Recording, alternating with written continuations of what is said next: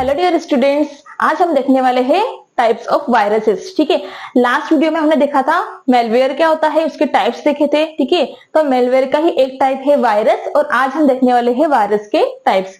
हमने देखा था वायरस क्या होता है। वायरस एक ऐसा सॉफ्टवेयर या ऐसा कोड या प्रोग्राम होता है जो हमारी फाइल को अटैक करता है। ठीक है, मतलब हमारी एक फाइल है, उसमें कुछ कोड है, ठीक है, कुछ डेटा है, उसी में क्या होगा, अटैच हो जाएगा और हमको पता भी नहीं चलेगा। ठीक है, उसमें अटैच हो जाएगा और हमारी फाइल पर को इफेक्ट करेगा। हो सकता है फाइल को डिलीट कर दे, ठीक है, उसका शॉर्टकट क्रिएट कर दे।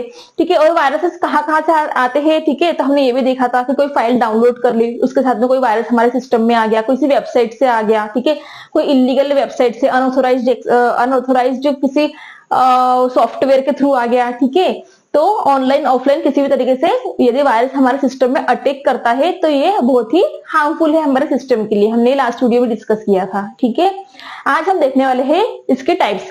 फर्स्ट है इसमें बूट सेक्टर वायरस। ठीक है, बूट सेक्टर वायरस मतलब, अच्छा एक बात कि जो वायरसेस होते हैं, हर वायरस कुछ अलग फाइल को अटैक करने के लिए बनाया जाता है। ठीक है, ऐसा नहीं कि एक वायरस बना दिया तो वो हर ऑपरेटिंग सिस्टम में चल जाए या हर टाइप की अटैक में चल जाए। ठीक है, तो इसमें क्या होता है कि जो वायरसेस है वो डिफरेंट डिफरेंट टाइप्स के होते हैं, और भी बहुत सारे टाइप्स के वायरसेस हो जाते हैं। हम कुछ बेसिक टाइप्स देख लेते हैं इसके। ठीक है, जिससे आपको क्लियर हो जाएगा कि वायरस किस टाइप से होता है और किस टाइप से वर्क करता है। ठीक है, सबसे फर्स्ट है हमारा बूट सेक्टर वायरस।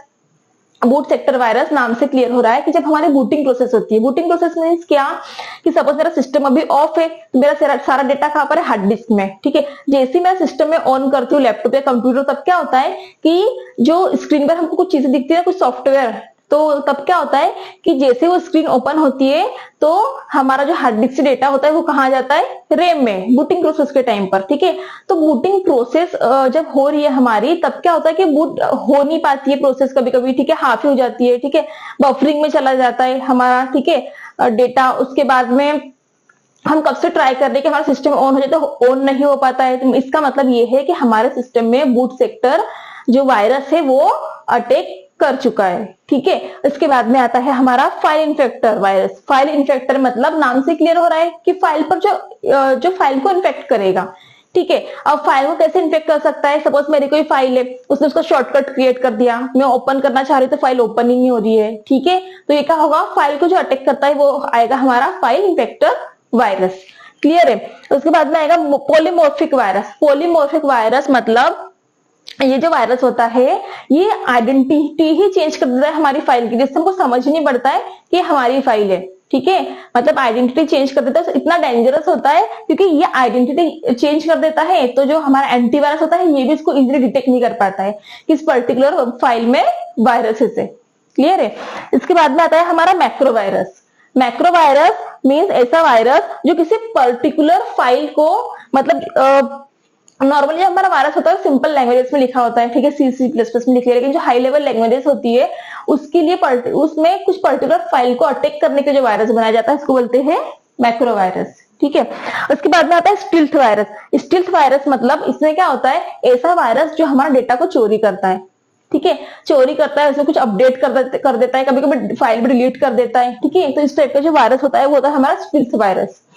नेक्स्ट आता है हमारा स्पेस फिलर वायरस या केविटी वायरस। ठीक है, अब नाम से क्लियर हो रहा है कि केविटी, केविटी मीन्स क्या, जो हमारे दांतों में स्पेस रहता है उसमें जो केविटी लगती है। ठीक है, तो क्या होता है कि सपोज मेरी कोई फाइल है, ठीक है, अब उसमें जहां जहां पर स्पेस होगा वहां पर क्या करेगा, वो वायरस अपना कोड डाल देगा। ठीक है, उसमें अपना कोड डाल देगा मेरी पर्टिकुलर फाइल में, और क्या करेगा, उसको अटैक कर देगा। ठीक है, तो इस टाइप का जो वायरस होता है वो होता है स्पेस फिलर। नाम से क्लियर हो रहा है कि जहां पर स्पेस है वहां पर वो उसका डेटा फिल कर देगा और वायरस मेरी पर्टिकुलर फाइल को अटैक कर देगा। ठीक है, उसके बाद आता है मल्टीपर्टाइड। मल्टी मतलब जो हमारा पॉलीमॉर्फिक देखा था हमने उस टाइप से थोड़ा सा वायरस होता है ये भी बहुत डेंजरस होता है, क्योंकि जल्दी हम मतलब एंटीवायरस हमारा डिटेक्ट नहीं कर पाता है। ठीक है, क्योंकि मल्टीपल कॉपीज क्रिएट कर देता है और आइडेंटिटी भी चेंज कर देता है, तो हम ये नहीं समझ पाते कि हमारी फाइल कौन सी है। ठीक है, जो मेन फाइल है, क्योंकि सेम कॉपी रिप्लिकेट कर देता है, और उन फाइल्स में क्या होता है कि हमारा जो वायरस होता है वो भी साथ में अटैच होता है। ठीक है, तो हम ओरिजिनल फाइल जल्दी डिटेक्ट नहीं कर पाते हैं। इसके बाद में होता है ओवरराइट वायरस। ओवरराइट मीन्स क्या करता है कि मेरी फाइल है, मेरी फाइल में मेरा डेटा लिखा होता है, तो ये क्या करता है कि वो डेटा चेंज करके मतलब उसी डेटा पर ओवरराइट कर देता है। ठीक है, जिससे हमको क्लियर नहीं हो पाता है कि हमारी फाइल का डेटा कहाँ चला गया। ठीक है, तो ये सारे कुछ बेसिक्स वायरसेस थे। ठीक है, तो ये इससे पता चलता कि ये कितना डेंजरस है हमारे लिए। अब बात आती है कि जो वायरस है हमारे सिस्टम में आ चुके हैं, तो हम उसके लिए क्या कर सकते हैं, एंटीवायरस का यूज करेंगे। ठीक है, तो मैं आपको एक सजेशन देना चाहती हूँ कि कभी कभी क्या होता है ना कि हम क्या करते हैं कि फ्री में हमको कोई एंटीवायरस मिल जाता है, हम वो डाउनलोड करके हमारे सिस्टम में इंस्टॉल कर देते हैं, लेकिन कभी कभी उसके साथ भी हमारे साथ क्या होता है, वायरस हमारे सिस्टम में एंटर हो जाते हैं। ठीक है, क्योंकि और वो ऑथेंटिकेट भी नहीं होता है। ठीक है, तो जो लाइसेंस वाला हमारा एंटीवायरस होता है वही सॉफ्टवेयर आप डाउनलोड कीजिए, तो कभी भी सिस्टम में वायरस नहीं आएंगे। कभी कभी ऐसा भी होता है कि हमारे सिस्टम में एंटीवायरस होने के बाद में भी सिस्टम में वायरस रहते, लेकिन हमको पता भी नहीं चलता है। ठीक है, और सिस्टम स्लो हो जाता है। ये वायरस क्या करता है, हमारी जो मेमोरी होती है उसको फुल करता है, और मेमोरी फुल करता है। ठीक है, इससे क्या होता है, हमारा जो सिस्टम होता है वो हैंग होता है, मतलब स्लो हो जाता है। ठीक है, जिससे हम लोग बहुत परेशान हो जाते हैं। कभी कभी ऐसा होता है कि हम देखते हैं कि हमारे सिस्टम में इतना डेटा है नहीं। ठीक है, अभी मेमोरी स्पेस बचा है, फिर भी हमारा सिस्टम हैंग होता है। ठीक है, इसका मतलब हमारा सिस्टम में वायरस आ चुके हैं। तो बहुत सारे ऐसे सॉफ्टवेयर होते हैं कि फ्री ऑफ कॉस्ट है, तो हम डाउनलोड कर लेते हैं। ठीक है, तो हमें ऐसा बिल्कुल भी नहीं करना चाहिए। और यदि एंटीवायरस होने के बाद में भी हमारे सिस्टम में हम बार बार स्कैन कर रहे, फिर भी यदि एरर्स आती है या फिर वायरस यदि है, फिर भी स्लो चलता है सिस्टम, इसका मतलब ये है कि हमको क्या करना चाहिए, जो एंटीवायरस है उसका अपडेटेड वर्जन हमेशा डाउनलोड करना चाहिए। ठीक है, उसको हमेशा अपडेट करते रहना चाहिए, ताकि जो नई नई फाइल्स हमारे सिस्टम में आ रही है, ठीक है, तो उसको क्या कर सके, वो उसकी जो वायरस है उसको कम कर सके। ठीक है, या वायरस उसके रिमूव कर सके।